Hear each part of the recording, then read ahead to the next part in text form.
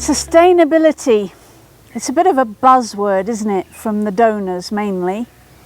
We have the Sustainability Development Goals that we're supposed to work towards. And we know that we're always being asked, what's your sustainability plan? And we think that what people mean is, what are you going to do when we stop giving you money? But actually, sustainability is a lot more than that. And the world is talking about sustainability in a different context now. And we need to start thinking about a big, broad, alternative sustainability plan that's way beyond where our next donor is coming from. Sustainability might be, if you want to define it, something like the ability to maintain a certain rate or level, or the avoidance of a depletion of the natural resources in order to maintain an ecological balance. You see, when the rest of the world talks about sustainability, they're not talking about money. They're talking about the environment. And so here we've got the first part of our problem, is when we talk about sustainability, we're talking about money. And when the rest of the world, outside of the donor-funded world, is talking about it, they're thinking about what's around us. And so, in order for us to move forward in the future, we need to rethink how we're using our language and what we're saying. But if sustainability is about resources and maintaining resources, and yet there's more and more of us, and we know that the poor can't be left in that state, then where do the resources come from? How do we meet our needs and the needs for future generations, and yet not destroy what's around us? And I guess a part of it is deciding what we actually really need. And we need more than money, don't we? We need relationships, we need spiritual health, we need mental health, we need physical health. Of course we need material things, but it's more than that. So when we talk about sustainability, we're thinking of the next 5, 10, maybe 15, 50 years if we're brave, and where the money's coming from. But in the richer world right now, they're talking about this decade, the 20s of the 2000s, 2020, right up till 2030, being the decade when we can change the situation of the globe and whether we can be sustainable or not. And so we've got to start talking that language of the environment. What stimulates people? Well, they watch beautiful nature documentaries if they can't get to see it themselves. And sometimes I wonder, why do we just throw trash, cut trees? Why do we do that? Is it because we can't see the future? Is it because we're only thinking of today?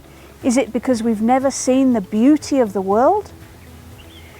But if we want to connect with the donor community, especially the secular donor community, this is a part of the agenda, but I actually believe it's a part of God's agenda as well. He gave us this world to maintain, to care as stewards. He didn't give it to us to trash. So as we think about our sustainability, we need to be thinking about all of this agenda as well. How are we going to raise children who are concerned that what they're doing today is going to allow their generation, their next generation, and their grandchildren, their great-grandchildren to still be able to survive? Now let's bring that as well into our own context. What are we as a network going to be doing in the next 5 years? How do we embed this stewardship of our world, of our children, into the work that we're doing? What will it look like? Well, we know that we want to see lasting change for children. We want what we do to last. That's sustainability. But whatever we do, it has to be about attitude and behaviour. That a person's attitude changes to the way that they function with children. And surely, even if we're looking at the context of the environment, my attitude for my child is that I want them to be in a better place, and therefore the way I treat the things that I have now has to be different. So we need to work together to overcome many stubborn barriers that we're working against. Yes, there's abuse. Yes, there's poverty. Yes, we're looking at every day there being immense challenges. But we also need to look to the future. We need to look beyond. We need to look beyond 5 years, 10 years, 15. Dare we even look to 50? In terms of today in our programming, what do we have that we can offer? Can we offer Uganda the Creative Learning Centre model at this time when children can't go to schools? Is there something that we can offer there?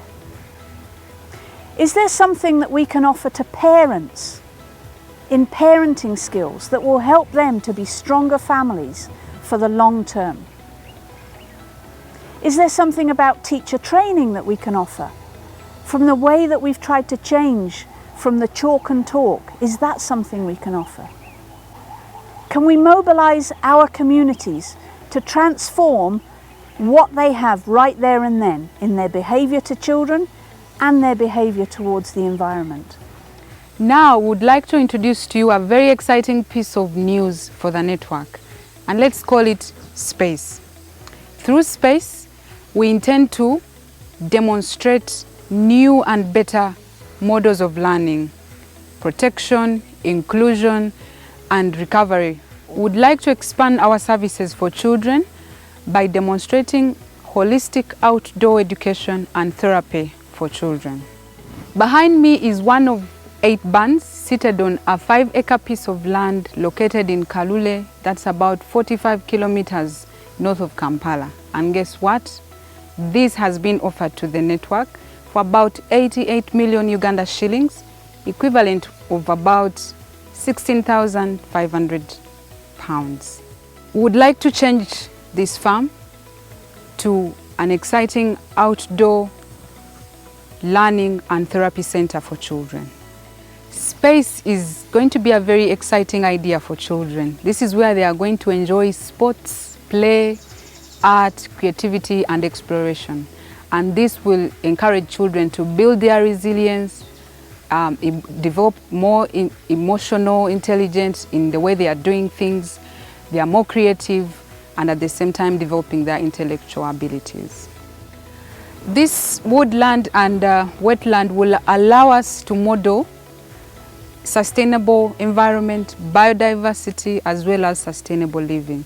And this will eventually allow children to develop a range of skills on their intellectual abilities, emotional intelligence, physical development, and everything that they will allow themselves to explore at space. Of course, having this place open would require additional costs. We do think that once the place is open, it will have its gates available open to families that would want to enjoy space to play at a small cost. And we think that should generate some money. And we know that Kampala lacks these kinds of facilities, so this would be a prime place for people to come to. The board and staff feel that this would be a wonderful opportunity to have something that is a home other than just an office, a place for children where children can play and thrive. But maybe this is the place where we will have the best and new inventions in the world, a place where children will come up with one of the greatest ideas on how to preserve the environment. Maybe a Nobel-winning prize idea would come from this place. We think it's a place, a woodland and wetland, which would be the birth of many new ideas. Now, to get this place ready, we need to raise some initial investment funds.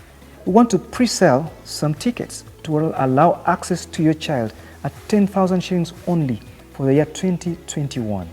After that, it will be double the cost.